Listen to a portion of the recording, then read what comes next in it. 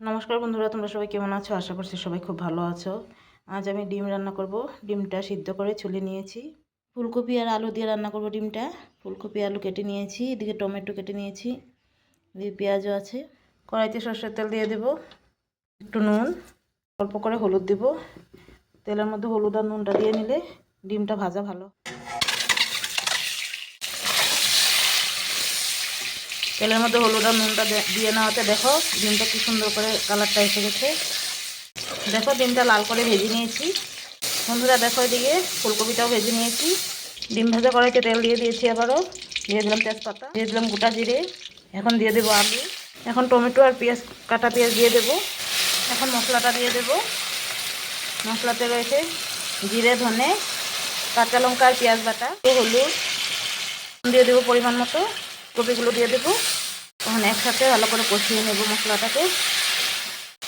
মশলাটা কষানো হয়ে গিয়েছে, তেল ছেড়ে দিয়েছে। এখন জল দিয়ে দেবো। দিয়ে দিলাম জল।